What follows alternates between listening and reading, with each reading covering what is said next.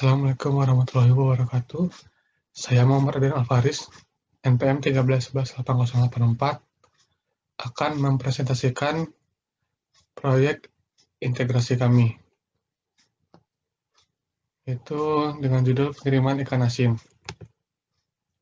Sistem distribusi yang digunakan pada studi kasus ini berdasarkan data yang diperoleh adalah sistem PULL, yaitu pengiriman yang jumlahnya didasarkan pada permintaan gudang maupun pasar. Moda transportasi dan kemasan yang digunakan. Pada kemasan yang digunakan yaitu berjenis karton bentuk persegi dengan berat maksimal 10 kg. Dan ini juga terdapat moda transportasi yang digunakan.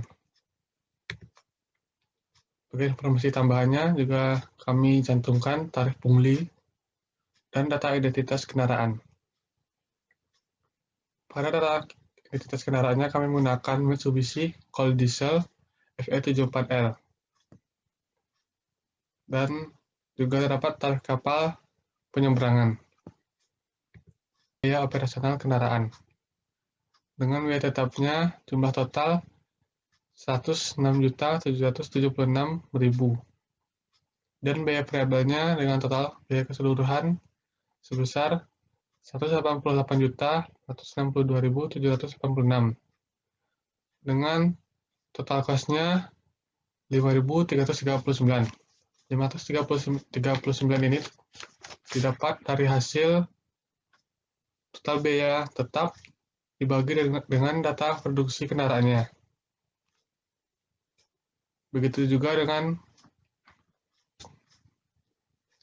total cost-nya yaitu 5.339 ditambah 4.089 dikali Q. 5.339 ini didapatkan dari hasil pembagian biaya tetap dibagi dengan data produksi kendaraan. Kemudian dengan 4.089 ini didapat dari hasil pembagian total biaya variabelnya dibagi dengan data produksi kendaraan. Ini adalah rute pengiriman ikan asin. Terlihat pada arus map ini pengiriman dari Pati melewati jalur Pantura sampai di pelabuhan dan di Sumatera dilanjutkan lagi masuk jalan tol keluar di Sumatera Selatan, kemudian melanjutkan lagi perjalanan dengan jalan lintas provinsi sampai ke Sumatera Barat.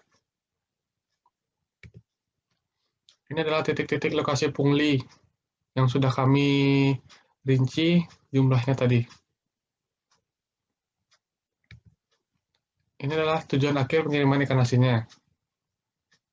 Itu pada pasar Pulau Punjung dengan jarak dari gudang ke pasar sejauh 1,4 km dengan jumlah permintaannya 130 dus.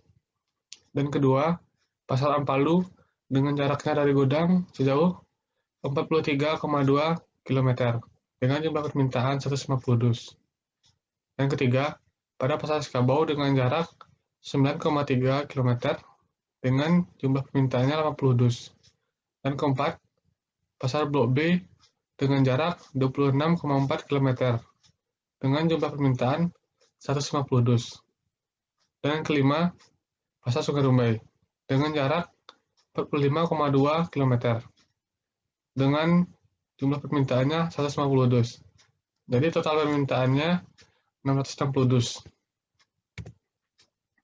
Ini adalah rute awal pengiriman dari gudang ke pasar. Yang rute pertamanya dari gudang ke pasar Pulau Punjung, kembali lagi ke gudang. Dengan total jarak 2,8 km. Rute keduanya dari gudang, pasar Sekabau, gudang dengan total jarak 18,6 km. Dan ketiga, dari gudang ke pasar Blok B, kembali lagi ke gudang dengan total jarak 55,2 km. Rute keempat, dari gudang, pasar Ampalu, kembali lagi ke gudang dengan total jarak 86,4 km. Dan rute kelima, dari gudang, pasar Sungai Rumbai, kembali lagi ke gudang dengan total jarak 90,6 km. Jadi total jarak yang ditempuh adalah sejauh 253,6 km. Ini adalah pembuatan rute usulannya. Metode yang digunakan adalah CVR. Metode ini digunakan karena tidak ada masalah mengenai waktu penjadwalan, karena barang yang diangkut adalah makanan yang diawetkan, sehingga yang menjadi faktor pertimbangan hanyalah kapasitas dari angkutan saja. Untuk matriks jarak ini dibuat simetris, yang artinya jarak tempuh dari titik A ke titik B akan bernilai sama dengan jarak tempuh dari titik sebaliknya. Kemudian pembuatan rute usulannya. Rute usulan pengiriman dari gudang ke pasar. Pada rute pertama, dari gudang menuju pasar Pulau Punjung, kemudian ke pasar Sekabau, kembali lagi ke gudang dengan total jarak 18,7 km. Rute kedua, dari gudang ke pasar Blok B, lanjut pasar Ampalo, kembali lagi ke gudang dengan total jarak 92,3 km. Rute ketiga, dari gudang, pasar Sungai Rumbai, kembali lagi ke gudang, dengan total jarak sejauh 90,6 km.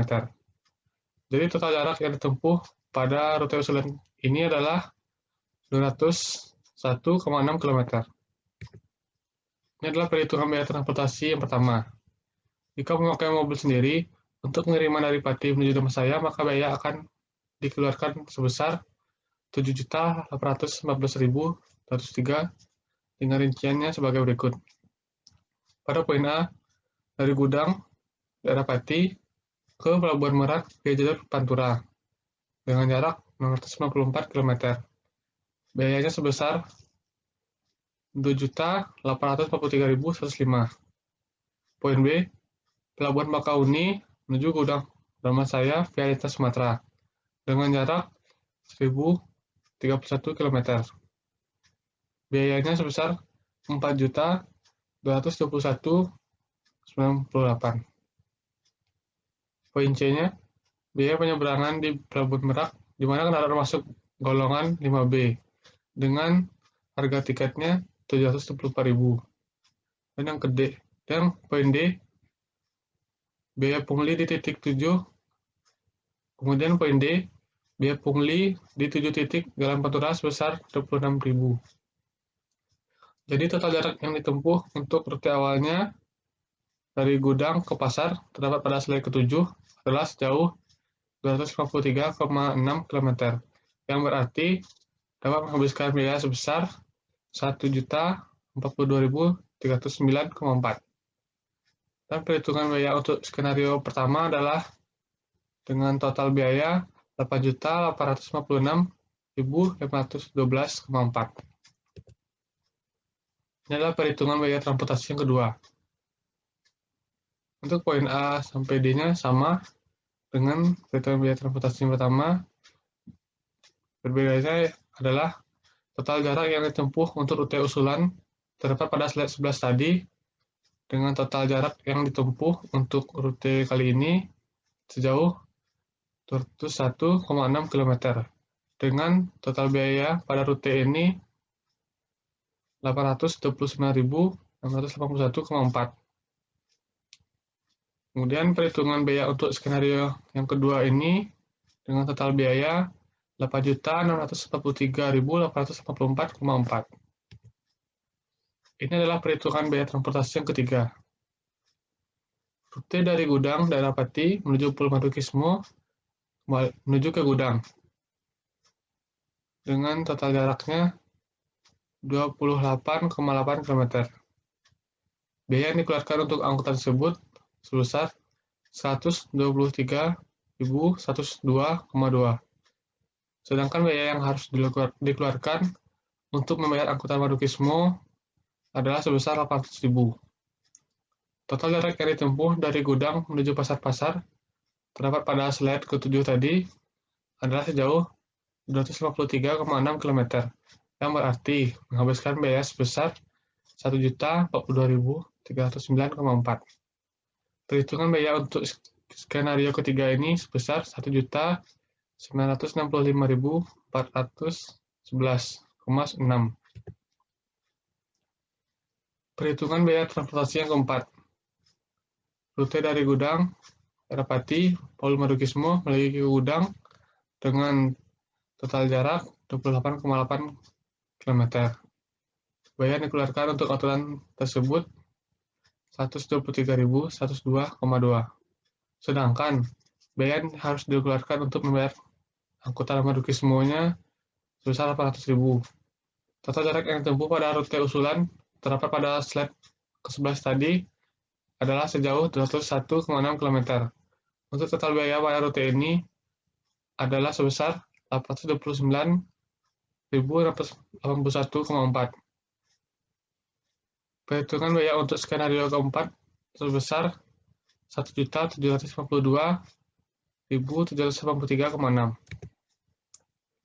Jadi kesimpulannya, dari keempat skenario yang ada, kami sangat menyarankan perusahaan untuk menggunakan skenario yang terakhir, yaitu yang pertama menggunakan mobil perusahaan untuk mengirim ikan asin dari gudang asal ke pangkalan bus, dan yang kedua menggunakan kendaraan bus sebagai pihak ketiga untuk pengiriman ikan asin menuju tempat saya, dan terakhir mengirim ikan asin ke pasar-pasar menggunakan mobil perusahaan melalui rute usulan, sehingga biaya yang akan dikeluarkan hanya sebesar 1.752.783,6. Baiklah, sekian dari kelompok 1. Kalau ada kata-kata yang salah, mohon maaf. Assalamualaikum warahmatullahi wabarakatuh.